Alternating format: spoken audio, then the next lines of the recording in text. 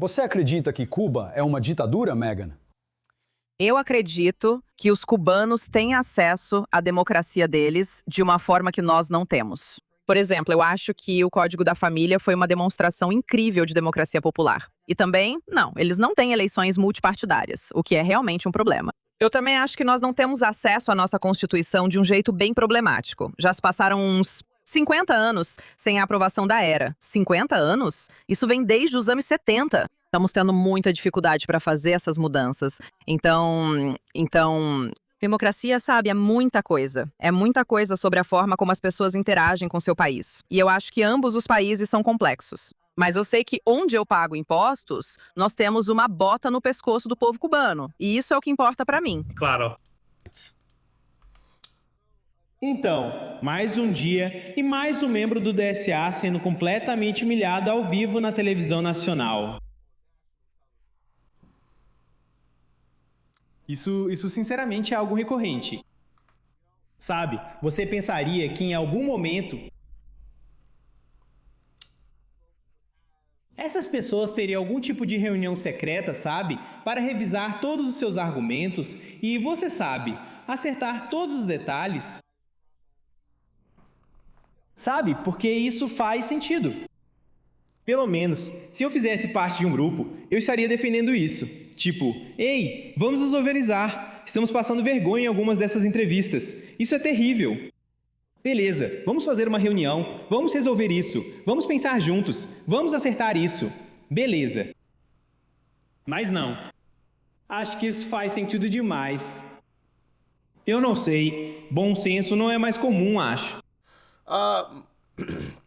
Nessa entrevista, temos um membro do DSA, Ashik Sadiq. Na CNN, acabaram de fazer perguntas muito simples para ele. E realmente não foi nada bem para ele. Então, dito isso, já deixa o like e se inscreve se você for novo por aqui. E vamos lá, vamos direto ao assunto. Eu entendo sua mensagem, o foco no custo de vida. Eu só me pergunto se você entende por que uma declaração como essa, elogiar Fidel Castro, pode não só afastar as pessoas da sua plataforma, mas também ofender quem sofreu por décadas sob a ditadura dele.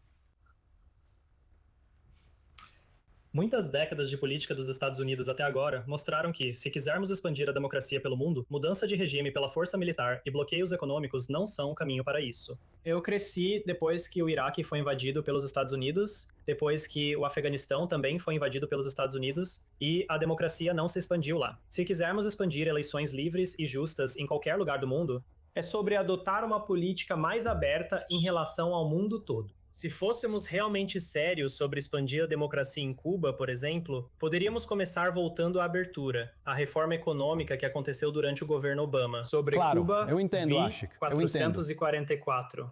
Temos um tempo limitado, mas eu entendo sua crítica à política dos Estados Unidos. Não é uma crítica incomum. O que estou tentando entender é como você acha que elogiar Fidel Castro é uma boa ideia e que isso vai te trazer votos na Flórida. Muitas pessoas, especialmente os americanos mais jovens agora, estão olhando para a história do que aconteceu em Cuba e como era antes da Revolução Cubana, quando era uma das sociedades mais desiguais do hemisfério ocidental.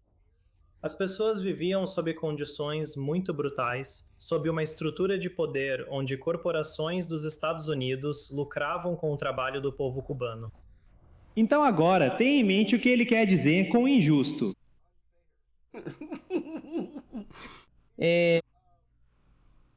Você sabe, algumas pessoas sendo pobres, algumas pessoas sendo ricas, algumas pessoas estando em algum lugar no meio, sabe, uma ampla variedade de resultados para a sociedade. É isso que ele quer dizer.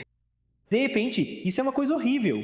Mas, você sabe, o que está acontecendo atualmente é a melhor coisa do mundo. É a 8ª maravilha do mundo. Como isso faz algum sentido? Mas esse é o objetivo final dessas pessoas. E eu já disse isso várias e várias vezes. E quando você realmente para e apenas escuta eles falando, isso vai ficar claro para você. Eles querem poder e controle absolutos. Esse é o objetivo. Eles sabem que toda essa baboseira de utopia não funciona de verdade. Eles sabem disso. O objetivo final deles é poder e controle. Se eles têm poder e o controle, está tudo certo para eles. Eles ficam bem, eles ficam confortáveis porque podem fazer o que quiserem. Eles têm todos os recursos e podem controlar as pessoas porque, obviamente, se você tem todos os recursos, você pode subornar as pessoas. Você pode punir as pessoas, não dando comida para elas. Você pode fazer uma grande variedade de coisas. E isso é uma das coisas que eu percebi assistindo a todos esses diferentes trechos, de todas essas pessoas diferentes. É que quando você simplesmente se senta e realmente escuta eles sabem que isso não vai funcionar. Mas eles não se importam, porque o objetivo deles não é fazer isso funcionar de verdade. O objetivo deles é convencer as pessoas de que vai funcionar, para que a gente dê o poder para eles. E uma vez que a gente entrega esse poder para eles, eles nunca vão devolver. Isso é certeza absoluta. Continuem, me avisem se vocês concordam. Se realmente queremos expandir a democracia, voltar ao sistema que existia em Cuba antes disso não é o caminho. É sobre promover reformas políticas e econômicas que começam com o livre comércio, acabando com o embargo brutal, que por mais de 60 anos, sob sanções econômicas dos Estados Unidos que limitaram o comércio com Cuba, tem feito o povo cubano passar fome. As condições têm sido realmente brutais. Se olharmos para o que está acontecendo agora, a eletricidade está sendo cortada. Claro. A comida está sendo. Cale-se, eu os levarei para Cuba. Desastres passou muito humanitários tempo, como Ashik. esse vindos Você dos passou Estados muito Unidos tempo, Ashik, não são o conversando caminho com? certo. Você passou muito tempo conversando com cubanos que fugiram da ilha por causa de perseguição política, que suportaram anos sob o regime de Castro, Ashik? Eu conheço muitas pessoas que são, especialmente cubanos de segunda e terceira geração, que estão descobrindo as coisas por si mesmos e querendo ter uma comunicação mais aberta, um intercâmbio mais aberto com os cubanos. Você já conversou com Esse não pessoas é o que foram jeito de perseguidas fazer isso. politicamente? Você já conversou com pessoas que foram perseguidas politicamente pelo regime de Castro e que fugiram daquela ilha por causa disso? Eu já conversei, e há pessoas que, independentemente das críticas que possam ter ao governo cubano, não acham que um bloqueio econômico e intervenção Eu fico me militar sejam perguntando o caminho. como elas é se através da sentiriam ampliação em do relação a uma intercâmbio. declaração elogiando Fidel Castro, Ashik. Essa é a minha preocupação. Eu entendo sua crítica à política externa. Como eu disse, não é uma crítica incomum. Mas elogiar Fidel Castro é outra história. Você fala sobre como eram as coisas antes da Revolução em Cuba. Vou te dar um exemplo pessoal. Meu avô foi um revolucionário em Cuba naquela época.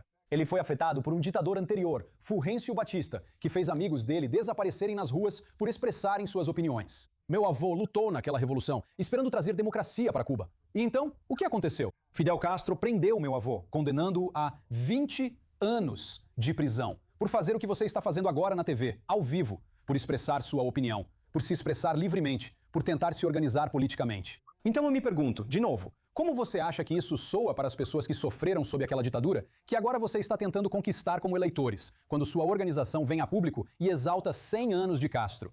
Eu não acho que isso cairia bem para eles, Ashik. Estamos vendo muitas pessoas nos Estados Unidos que estão passando por dificuldades devido à enorme desigualdade no país. Isso é maior do que... Voltamos para os mesmos argumentos de sempre. Vale lembrar, estamos falando da Flórida, certo? Todo mundo sabe que a Flórida tem uma população enorme de cubanos. E eles já viram isso antes. Eles entendem isso. Eles já ouviram todas essas mesmas coisas antes no passado. E agora, ele está tentando trazer isso de volta para eles de novo. Isso não vai funcionar muito bem, especialmente porque ele realmente não tem respostas. Como vocês podem ver, ele voltou direto para os seus argumentos de sempre, que não fazem absolutamente nenhum sentido. que já dura mais de um século. A desigualdade nos Estados Unidos está maior do que era na Era Dourada. Então, Agora, fazer uma estamos declaração recorrendo sobre a algo Fidel que Castro alguns- tenta conquistar essas pessoas.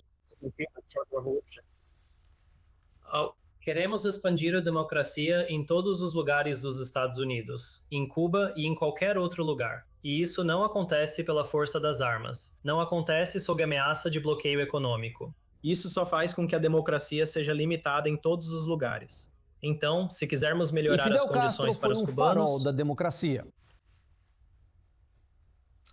Eu não diria isso. Acho que a revolução em Cuba levou à expansão de coisas como o sistema de saúde universal.